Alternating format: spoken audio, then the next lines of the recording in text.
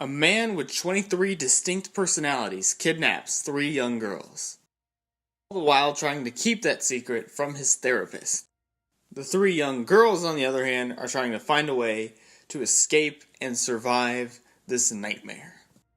This is a wonderful thriller in the sense that you're always glued to the screen. There's always something important happening. There's always something that's getting your attention.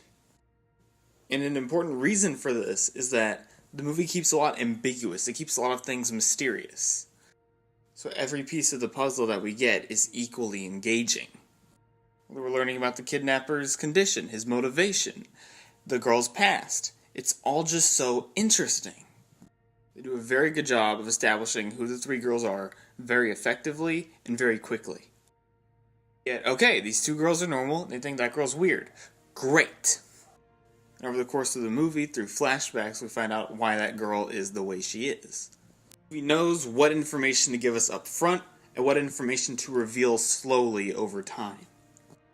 This movie does not work without James McAvoy playing Kevin, this guy with 23 different personalities. James McAvoy is endlessly engaging and terrifying in this role. There's always a certain feeling that you get when he's on screen. He's able to show off his range as an actor by playing all these different personalities. One minute he's a very serious and very terrifying man, then the next he's a sweet woman with OCD, and then the next he's a child.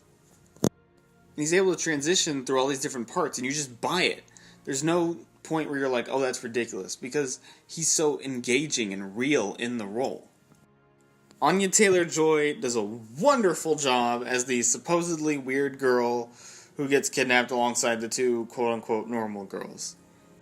Having dealt with horrible things in her past, she's able to deal with the situation that she's currently in a lot easier than the other 2 girls. And watching her come to terms with the truth of her past while also having to deal with this situation she's in, it's remarkable. And the fact that they were able to make her almost just as interesting as Kevin is pretty impressive. And it's because of Anya Taylor-Joy's excellent, nuanced performance. This is also a movie that understands themes, and they're able to connect our protagonist and our villain in a thematic way that is intelligent and potent. An essential part of keeping a thriller engaging is good direction, which this movie has an abundance of. This movie is gorgeous to look at. Every shot is so well framed and well composed. And it's all designed to make you tense up, which it absolutely does. The movie makes me feel like M. Night Shyamalan is back to making good movies, back to making movies like The Sixth Sense and Unbreakable, movies that are engaging and penetrating. But there is a thing at the end where there's some things that are left out in the open, and maybe they should be, but I don't know, I feel like I want those answers. M. Night Shyamalan put this scene in the movie at the very end that indicates that it's in the same universe as one of his previous films. And while the idea that presents is exciting and I can't wait for whatever the next movie is, it still feels like a tacked-on scene at the end of the movie. It just doesn't connect to anything. It feels like a Marvel post-credit scene, and anyone who's not me or into M. Night Shyamalan's films will have no idea what that is. That being said, this is an endlessly engaging thriller with fascinating characters and wonderful pacing.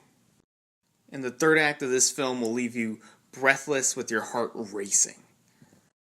I'm gonna give Split an A.